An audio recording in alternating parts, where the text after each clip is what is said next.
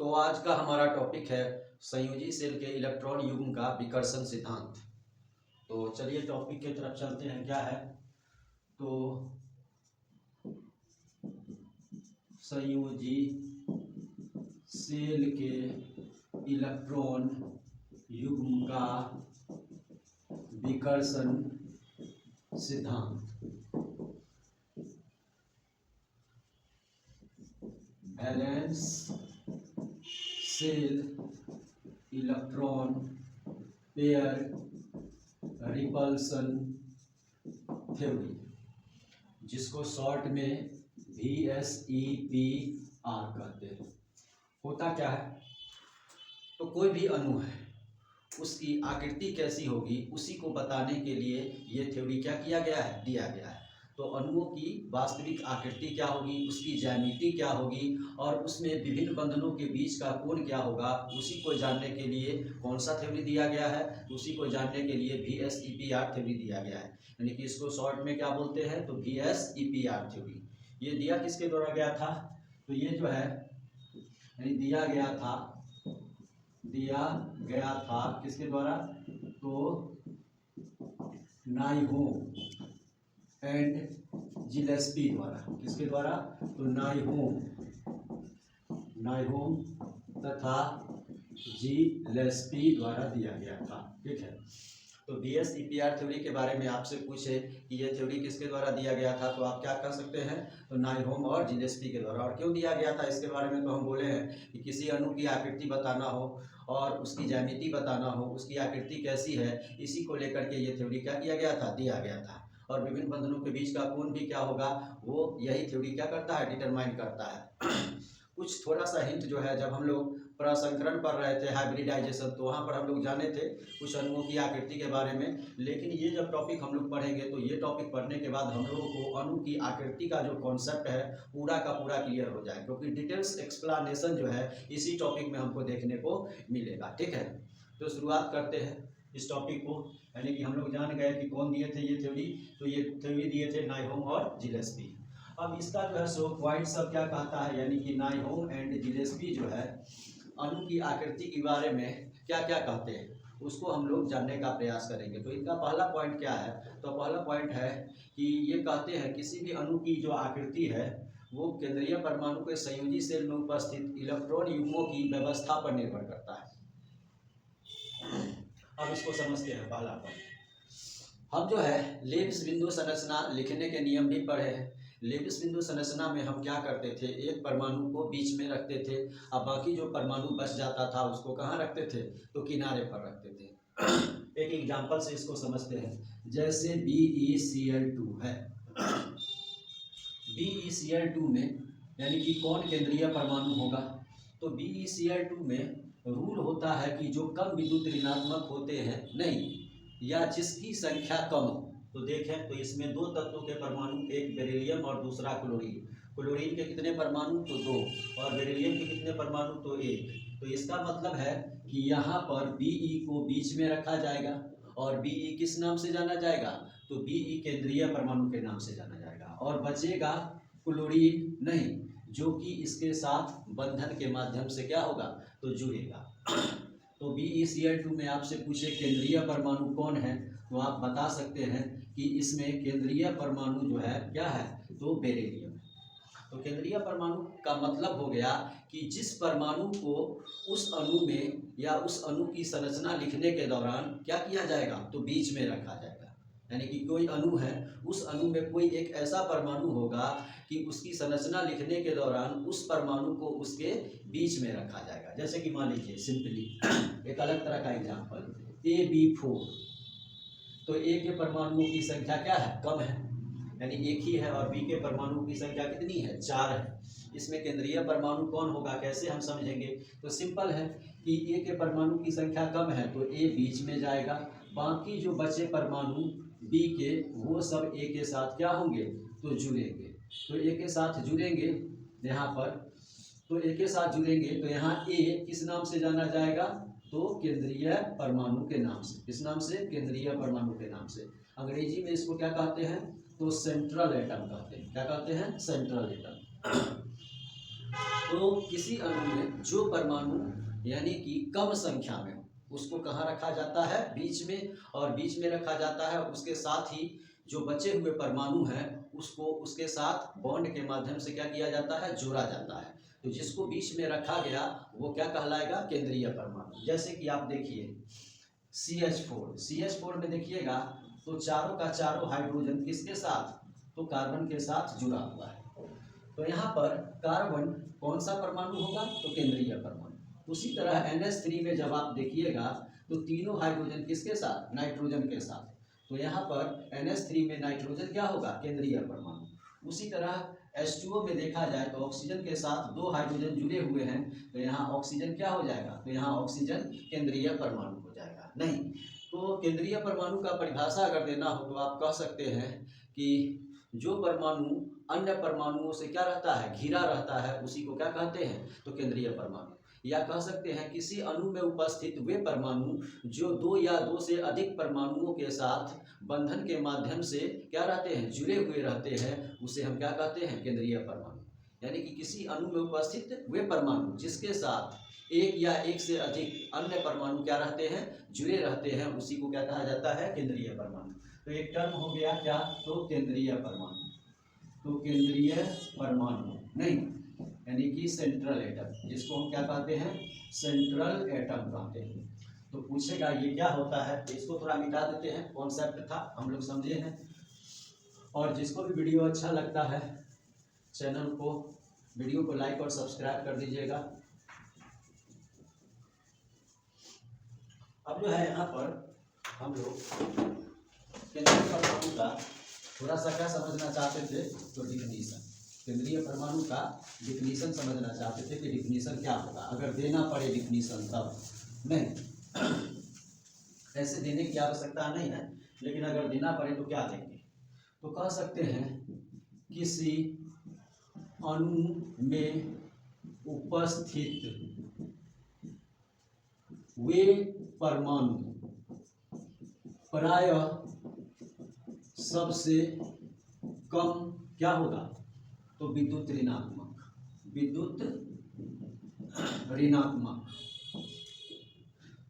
किसी अणु में उपस्थित वे परमाणु जिसके साथ अन्य परमाणु क्या रहते हैं, जुड़े रहते हैं, उसे क्या कहते हैं, तो उसे केंद्रीय परमाणु कहते हैं। तो इस थ्योरी का पूरा कॉन्सेप्ट जो है केंद्रीय परमाणु के इर्द गिर्द ही घूमता है, इसलिए हम केंद्रीय परमाणु की चर्चा जो है कुछ ज़्यादा किए हैं नहीं। तो केंद्रीय परमाणु को आप लोग अच्छे से समझ गए होंगे कि किसी अणु में उपस्थित वे परमाणु प्रायः सबसे कम विद्युत ऋणात्मक जिसके साथ अन्य परमाणु जुड़े रहते हैं, उसे हम क्या कहते हैं, केंद्रीय परमाणु। अब जो है रूल यानी कि इसका जो पहला पॉइंट है, वो पहला पॉइंट क्या कहता है, तो केंद्रीय परमाणु तो लेना ही है, लेकिन केंद्रीय परमाणु के साथ जो दूसरे परमाणुओं को आप जोड़िएगा तो उसके व्यवस्था पर ही किसी अणु की आकृति क्या करती है, निर्भर करती है। यानी कि आप केंद्रीय परमाणु के साथ दूसरे परमाणुओं को कैसे व्यवस्थित कर रहे हैं, वही उस अणु की आकृति का क्या करेगा, निर्धारण करेगा। नहीं तो उसकी व्यवस्था कैसी होगी, तो पहला पॉइंट ही एक्सप्लेन करता है, पहला पॉइंट ही कहता है कि दूसरे परमाणुओं को यानी केंद्रीय परमाणु के साथ जोड़कर क्या करते हैं, व्यवस्थित करते हैं। तो जोड़कर व्यवस्थित करने के लिए हमको यानी कि एक माध्यम होता है जिसको हम बॉन्ड या बॉन्ड पेयर भी कह सकते हैं, नहीं बॉन्ड या बॉन्ड पेयर के नाम से जानते हैं।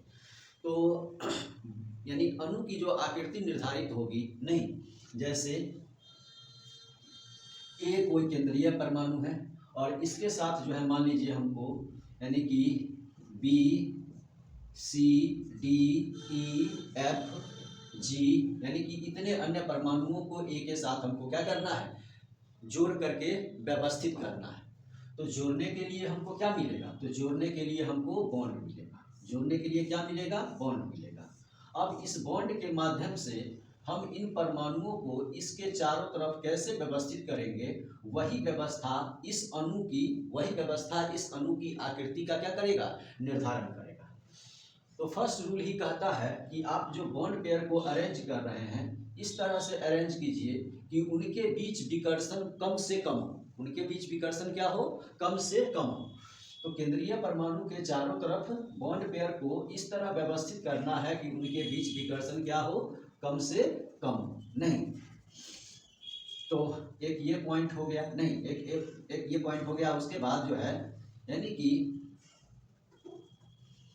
अणु की जो संरचनाएं होती है उसमें आता है दो टर्म। क्या क्या आता है? तो उसमें जो है एक टर्म आता है ज्यामिति।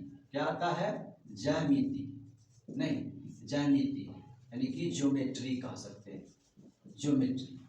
तो ज्यामिति जो है लोन पेयर और बॉन्ड पेयर के अरेंजमेंट यानी कि व्यवस्था पर क्या करता है?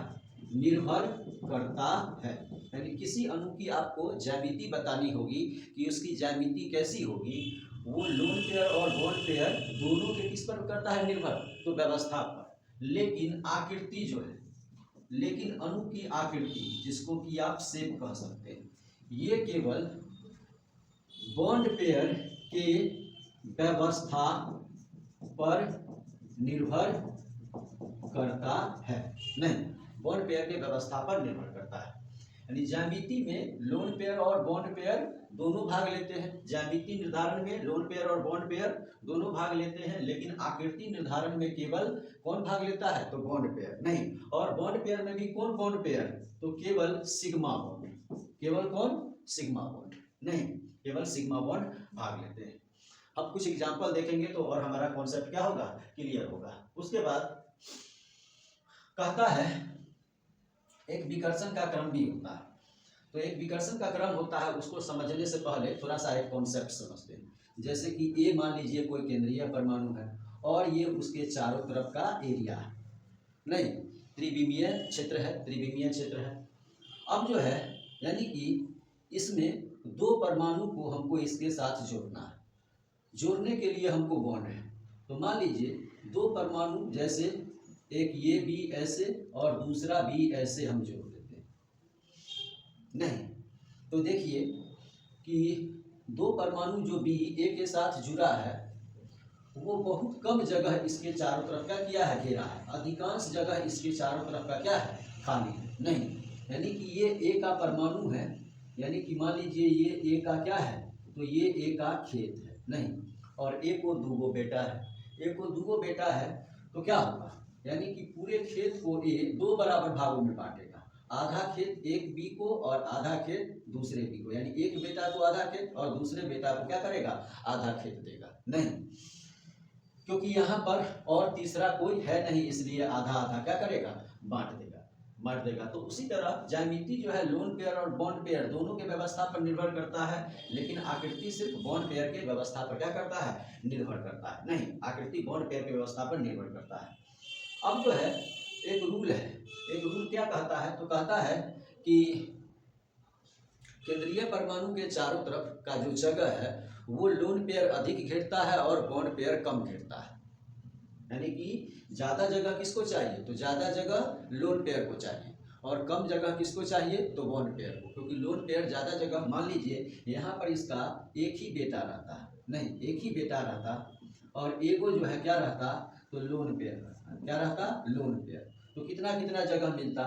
तो यहाँ पर एक ही है तो उसको जो है कम जगह मिलता, और अधिकांश जगह किसको मिलता? तो लोन पेयर को। किसको मिलता? लोन पेयर को। क्योंकि नियम क्या कहता है? तो नियम कहता है कि बॉन्ड पेयर की अपेक्षा लोन पेयर ज्यादा जगह क्या करते हैं? घेरते हैं। तो ये भी पॉइंट आप नोट कर सकते हैं कि लोन पेयर बॉन्ड पेयर की अपेक्षा केंद्रीय परमाणु के चारों तरफ अधिक जगह क्या करते हैं? घेरते हैं। तो पूछेगा विकर्षण का क्रम क्या रहता है? नहीं, विकर्षण का क्रम क्या रहता है? बहुत इंपॉर्टेंट पॉइंट है, ठीक है। तो सबसे अधिक विकर्षण लोन पेयर और लोन पेयर के बीच रहता है। यानी कि ज्यादा से ज्यादा दूरी पर कौन रहना चाहेगा? तो लोन पेयर और लोन पेयर। उसके बाद लोन पेयर और बॉन्ड पेयर के बीच कम विकर्षण, और सबसे कम विकर्षण जो होता है वो बॉन्ड पेयर और बॉन्ड पेयर के बीच। नहीं, इसका मतलब है कि बॉन्ड पेयर को आप जितना नज़दीक रख दीजिए वो रह जाएगा, नहीं, लेकिन लोन पेयर को आपको क्या करना पड़ेगा, तो अधिक से अधिक दूरी पर रखना पड़ेगा। नहीं, अधिक से अधिक दूरी पर रखना पड़ेगा। उसके बाद बॉन्ड में विकर्षण किस तरह होता है, तो बॉन्ड में विकर्षण, नहीं, बॉन्ड में विकर्षण,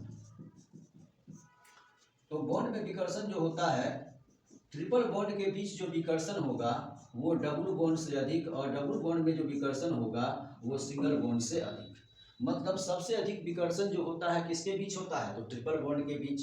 उससे कम विकर्षण किस में, तो डबल बॉन्ड के बीच, और उससे कम विकर्षण किस में, तो सिंगल बॉन्ड के बीच। तो यही था संयोजी सेल के इलेक्ट्रॉन युग्म का विकर्षण सिद्धांत का कुछ कॉन्सेप्ट। नहीं, कि किसी भी अणु की आकृति कैसे निर्धारित की जाती है, तो केंद्रीय परमाणु के चारों तरफ संयोजी सेल के इलेक्ट्रॉन युग्म के व्यवस्था पर। तो संयोजी सेल के इलेक्ट्रॉन युग्म किसको कहते हैं, तो लोन पेयर और बॉन्ड पेयर, और लोन पेयर और बॉन्ड पेयर मिल करके अणु की क्या निर्धारित करते हैं, तो ज्यामिति निर्धारित करते हैं। और आकृति कौन निर्धारित करता है, तो केवल बॉन्ड पेयर का व्यवस्था, किसके चारों तरफ, तो केंद्रीय परमाणु के चारों तरफ। और सबसे अधिक विकर्षण किसमें होता है, तो लोन पेयर, उससे कम लोन पेयर और बॉन्ड पेयर, और सबसे कम बॉन्ड पेयर और बॉन्ड पेयर। और बॉन्ड में विकर्षण कैसे होता है, तो बॉन्ड में विकर्षण सबसे अधिक ट्रिपल बॉन्ड, उससे कम डबल बॉन्ड, और सबसे कम सिंगल बॉन्ड। अब जो है यानी कि हम जो है कुछ एग्जाम्पल लेकर के समझने का प्रयास करेंगे, तो और हमारा कॉन्सेप्ट क्या होगा, क्लियर होगा। तो देखते हैं कि कैसे जो है ज्यामिति और आकृति निर्धारित करने के लिए केंद्रीय परमाणु के चारों तरफ लोन पेयर और बॉन्ड पेयर को हम लोग क्या करते हैं, व्यवस्थित करते हैं। तो एक एग्जाम्पल देखेंगे और उस एग्जाम्पल के माध्यम से हम लोग समझने का प्रयास करेंगे। तो बहुत ही आसान है, चलिए चलते हैं। तो ज्यामिति किससे पता चलेगा, तो ज्यामिति लोन पेयर और बॉन्ड पेयर दोनों के सजावट से पता चलेगा। और आकृति जो है वास्तव में जो उसकी होगी वो आकृति किससे प्राप्त होगी, तो वो आकृति जो है हमको सिर्फ बॉन्ड पेयर के व्यवस्था से पता चलेगी। तो हम जो है 3 एग्जाम्पल लेते हैं और उस तीनों एग्जाम्पल के माध्यम से ज्यामिति क्या होती है और आकृति क्या होती है उसको समझने का प्रयास करते हैं। नहीं, तो एक एग्जाम्पल में CH4, दूसरा NH3 और तीसरा क्या है H2O, 3 एग्जाम्पल लिए। इसमें सबसे पहले हम निकाल क्या लेते हैं, तो इसमें निकालते हैं बॉन्ड पेयर कितना है। तो बॉन्ड पेयर अगर आप देखिएगा तो इसमें 4, लोन पेयर कितना, तो 0, ठीक है। इसमें बॉन्ड पेयर तो 3 और लोन पेयर तो 1, इसमें बॉन्ड पेयर 2 और लोन पेयर क्या होगा, 2 हो गया। उसके बाद यानी कि जेड का वैल्यू निकाल लेते हैं। तो जेड का वैल्यू निकालेंगे तो BP प्लस क्या होगा LP, मतलब 4 + 0 यानी कि 4। इसमें भी जेड निकालते हैं तो इसमें भी 3 + 1 तो कितना, तो 4। इसमें भी जेड निकालते हैं 2 + 2 कितना, तो 4, ठीक है। जेड का वैल्यू जब ये 4 आएगा तो 2 चीज़ जो है सो हमको पता चल जाएगा, क्या, तो यहाँ पर केंद्रीय परमाणु कार्बन है तो कार्बन का प्रसंकरण, तो हम बता सकते हैं कार्बन का प्रसंकरण क्या होगा, तो sp3। यहाँ पर केंद्रीय परमाणु नाइट्रोजन है तो जेड का वैल्यू 4 आया है तो नाइट्रोजन का प्रसंकरण हम बता सकते हैं क्या होगा, तो sp3। और यहाँ पर केंद्रीय परमाणु ऑक्सीजन है तो ऑक्सीजन का प्रसंकरण जेड के वैल्यू 4 से sp3, यानी कि चारों में केंद्रीय परमाणु का प्रसंकरण क्या आया है, तो sp3 आया है। तो हम तीनों का यानी इस तीनों अणु का ज्यामिति भी बता सकते हैं, क्या बता सकते हैं, ज्यामिति। यानी प्रसंकरण जब sp3 रहता है तो हम लोग जो है पीछे के वीडियो में जब प्रसंकरण या हाइब्रिडाइजेशन पढ़ रहे थे तो वहाँ पर हम समझे थे कि प्रसंकरण जब क्या हो sp3 हो या जेड का वैल्यू क्या हो 4 हो तब उसकी ज्यामिति जो होती है वो टेट्राहीड्रल। तो यहाँ भी प्रसंकरण sp3 है तो इसकी भी ज्यामिति क्या होगी, टेट्राहीड्रल, और इसकी भी ज्यामिति क्या होगी, तो टेट्राहीड्रल। ये कैसे होगी, इसको हम जब तीनों का स्ट्रक्चर ड्रॉ करेंगे तो हम समझने का प्रयास करेंगे। अब जो है इसमें कार्बन है, नहीं कार्बन है, कार्बन के साथ कितने हाइड्रोजन जुड़े हुए हैं, तो 4। तो चारों हाइड्रोजन को क्या कीजिए, इस कार्बन के साथ जोड़ दीजिए। नहीं, चारों हाइड्रोजन को कार्बन के साथ जोड़ दिए। कार्बन के साथ जोड़ दिए तो जोड़ना कैसे रहता है कार्बन के साथ, तो उसको हम समझते हैं। जैसे कि ये मार्कर का ढक्कन है, नहीं हमको जो है इस मार्कर के ढक्कन के तीनों विमाओं में, तीनों विमाओं कहने का मतलब इधर भी, इधर भी, इधर भी, इधर भी और ऊपर भी और नीचे भी परमाणुओं को क्या करना है, व्यवस्थित करना है। और इस प्रकार परमाणु मतलब क्या, बॉन्ड पेयर को क्या करना है, व्यवस्थित करना है। तो 4 गो बॉन्ड है तो चारों बॉन्ड को व्यवस्थित करना है, और चारों बॉन्ड को ऐसे व्यवस्थित करना है कि चारों का चारों बॉन्ड एक दूसरे से अधिकतम दूरी पर हो। तो मान लीजिए एक बॉन्ड को यहाँ, एक बॉन्ड को हम यहाँ रखते हैं, फिर एक बॉन्ड को यहाँ, एक को यहाँ रखते हैं, तो ऊपर और नीचे का जगह क्या होता है, बच जाता है। ऊपर और नीचे तो हम नहीं रख पाए, तो हमको रखना कहाँ है, तो तीनों विमाओं में रखना है। तो तीनों विमाओं में रखना है, तो तीनों विमाओं में रखने के लिए चारों के चारे बॉन्ड को एक दूसरे से अधिकतम दूरी पर रखना होगा। तो ये जो हम दिखाए हैं चारों के चारों को ठीक सामने सामने, ऐसा नहीं है, ये पीछे हो सकता है, ये पीछे हो सकता है, ये ऊपर हो सकता है, ये ऊपर हो सकता है, यानी कि ये अलग अलग दिशाओं में कार्बन के चारों तरफ क्या होगा, व्यवस्थित। और कार्बन के चारों तरफ जब व्यवस्थित होगा तो इनमें अगर हम देखेंगे कि 2 बंधनों के बीच का कोण कितना आता है, तो इसमें जो है 2 बंधनों के बीच का जो कोण आता है 109 डिग्री 28 मिनट आता है। यानी कि चारों के चारों बॉन्ड पेयर एक दूसरे से कितने कोण पर व्यवस्थित है, तो 109 डिग्री 28 मिनट पर क्या है, व्यवस्थित है। 109 डिग्री 28 मिनट पर व्यवस्थित है, ठीक है। अब इसमें कितने भुजाओं का निर्माण हो रहा है, तो 1 2 3 4, यानी कि चारों के चारों भुजाओं को जब केंद्रीय परमाणु के साथ क्या कीजिएगा, मिलाइएगा। जैसे कि मान लीजिए ये केंद्रीय परमाणु था, एगो बॉन्ड यहाँ पर व्यवस्थित, एगो यहाँ पर इस तरह व्यवस्थित, ठीक है, एगो यहाँ पर इस तरह व्यवस्थित, एगो यहाँ पर इस तरह व्यवस्थित। तो कितने भुजाओं का निर्माण हुआ, तो 4 भुजाओं का, नहीं 4 भुजाओं का। तो 4 भुजाओं का निर्माण हुआ, तो टेट्रा का मतलब 4 और हिड्रल मतलब क्या होता है, भुजा। तो 4 भुजाओं वाली आकृति बनती है, इसलिए इसकी जो ज्यामिति होती है कैसी होती है, तो टेट्राहीड्रल, नहीं कैसी होती है, टेट्राहीड्रल आकृति होती है। अब यहाँ पर बॉन्ड पेयर और लोन पेयर, यानी कि बॉन्ड पेयर है लेकिन लोन पेयर 0 है। तो जब लोन पेयर क्या रहता है, 0, तो हम बताए हैं नहीं कि लोन पेयर जब 0 हो तो उसकी जो ज्यामिति होगी वही उसकी आकृति भी होगी, वही उसकी आकृति भी होगी। तो पूछेगा इसकी आकृति कैसी होगी, तो आप कह सकते हैं कि इसकी आकृति जो होगी वो कैसी होगी, तो टेट्राहीड्रल, नहीं कैसी होगी, तो टेट्राहीड्रल। अब जो है टेट्राहीड्रल,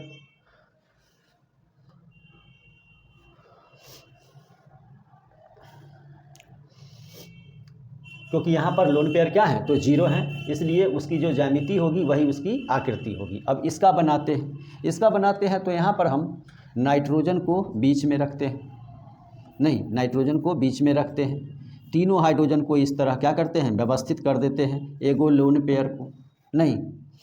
तो देखिएगा जो हम व्यवस्था बनाए हैं उस व्यवस्था में आधा 3 गो बॉन्ड को मिला है और आधा जगह एगो लोन पेयर को मिला है। तो आधा जगह लेकर के भी लोन पेयर मानने के लिए तैयार नहीं है, यानी कि कह रहा है हमको इतना जगह नहीं, हमको और जगह चाहिए, नहीं तो हम नहीं रहेंगे। तो क्या करता है यहाँ पर कि ये दोनों हाइड्रोजन थोड़ा सा नीचे आ जाता है, कहता है ठीक है अब तो हो जाएगा, अब इतना जगह तुमको दे रहे हैं। लोन पेयर कहता है नहीं हमको और जगह चाहिए। तो ये दोनों हाइड्रोजन कहते हैं ठीक है थोड़ा सा और हम नीचे हो जाते हैं, दोनों फिर थोड़ा सा और क्या हो गया, तो नीचे हो गया। अब फिर पूछता है कि अब ठीक है, तो हाँ ठीक है। तो यानी कि यहाँ पर देखिएगा तो यहाँ बॉन्ड यानी एंगल कितना आया, तो 109 डिग्री 28 मिनट, और यहाँ पर बॉन्ड एंगल 107 डिग्री आ जाता है, यानी कि इतने नज़दीक बॉन्डों को एक दूसरे के लाया जाता है। इसकी ज्यामिति टेट्राहीड्रल कैसी होती है, तो 1 2 3 बॉन्ड पेयर और 1 लोन पेयर। तो 3 बॉन्ड पेयर से 3 भुजा और 1 लोन पेयर से 1 भुजा, यानी कितने भुजा, तो 4 भुजा, इसलिए इसकी ज्यामिति टेट्राहीड्रल। लेकिन आकृति निर्धारण कौन करेगा, तो आकृति निर्धारण जो है नहीं केवल कौन करेगा, तो आकृति निर्धारण केवल बॉन्ड पेयर करेगा, लोन पेयर आकृति निर्धारित नहीं करेगा, ठीक है, लोन पेयर आकृति निर्धारित नहीं करेगा। तो यहाँ पर इसकी जो आकृति होगी कैसी होगी, तो इसकी आकृति को समझने के लिए हम एक यहाँ आकृति बनाते हैं ऐसा। ये जो आकृति बना कैसा बना, तो आप देख सकते हैं ये आकृति जो बना है पिरामिड के तरह बना है। तो इसकी जो आकृति होती है वो कैसी होती है, तो पिरामिड की तरह, नहीं पिरामिड की तरह। तो ज्यामिति NH3 का टेट्राहेड्रल, ठीक है, लेकिन आकृति कैसी होती है, तो पिरामिडल या पिरामिड, नहीं कैसा होता है, पिरामिड होता है। अब यहाँ पर आते हैं, तो यहाँ पर देखेंगे तो ऑक्सीजन है, ऑक्सीजन के साथ दोनों हाइड्रोजन को इस प्रकार व्यवस्थित कर देते हैं और दूगो लोन पेयर को इस तरह जगह दे देते हैं, ठीक है। क्या मान जाएगा दोनों लोन पेयर, आधा जगह दूगो बॉन्ड को और आधा जगह दूगो लोन पेयर को मिला है, तो नहीं मानेगा, कहेगा हमको और चाहिए। तो चलो ठीक है और देते हैं, देता है, मान जाएगा, नहीं, कहता है और हमको चाहिए। तो ये दोनों ठीक और नीचे हो जाते हैं और ये भी थोड़ा और क्या होते हैं, नीचे हो जाते हैं। कहता है अब ठीक है, तो बोलता है और ठीक है। अब जो है दोनों बॉन्ड के बीच का कोण अब पहुंच जाता है 105 डिग्री। और आप जानते हैं लोन पेयर के बीच विकर्षण सबसे ज़्यादा, तो सबसे ज़्यादा तो ये लोन पेयर भी एक दूसरे से अधिक दूरी पर क्या हो जाते हैं, व्यवस्थित हो जाते हैं। अब पूछेगा कि इसकी भी ज्यामितीय टेट्राहेड्रल क्यों होती है, तो ज्यामिति निर्धारण में बॉन्ड पेयर और लोन पेयर दोनों भाग लेता है। तो बॉन्ड पेयर दूगो भुजा और लोन पेयर दूगो भुजा का निर्माण करेगा, तो कितना भुजा हुआ, तो 4 भुजा, इसलिए इसकी ज्यामिति क्या होगी, टेट्राहेड्रल। लेकिन अब इसका आकृति पूछेगा कि इसका आकृति क्या होगा, तो इसका आकृति जो है हो जाएगा, देखिएगा, तो इसको आप क्या कह सकते हैं, तो उल्टा भी सेपेट, क्या कह सकते हैं, तो भी सेपेट, यानी कैसा भी सेपेट, तो उल्टा भी सेपेट, या क्या कह सकते हैं, तो बेंट मतलब मुड़ा हुआ, बेंट मतलब क्या होगा, मुड़ा हुआ, कुछ कोण पर मुड़ा हुआ है इसलिए मुड़ा हुआ। और क्या कह सकते हैं, तो इसकी आकृति को तो एंगुलर भी कह सकते हैं, क्या कह सकते हैं, एंगुलर भी, यानी कि ये एंगुलर आकृति भी कहलाती है। तो पूछेगा H2O की ज्यामिति कैसी होती है, तो टेट्राहेड्रल, आकृति कैसी होती है, तो भी सेपेड या बेंट या एंगुलर। NH3 की ज्यामिति कैसी होती है, तो टेट्राहेड्रल, और आकृति कैसी होती है, तो पिरामिड के तरह। और CH4 की ज्यामिति कैसी होती है, तो टेट्राहेड्रल, और आकृति कैसी होती है, तो टेट्राहेड्रल ही। क्यों, क्योंकि इसमें लोन पेयर 0 है, और जिस अणु में लोन पेयर 0 होता है उसमें उसकी जो ज्यामिति होगी वही उसकी क्या होती है, आकृति भी होती है, ठीक है, आकृति। तो आकृति का निर्धारण केवल कौन करता है, तो सिग्मा बॉन्ड, कौन करता है, सिग्मा बॉन्ड। लोन पेयर को यहाँ कोई लेना देना नहीं है। आकृति हमको किससे पता चलेगा, तो वही बॉन्ड पेयर या कह सकते हैं सिग्मा बॉन्ड से, नहीं।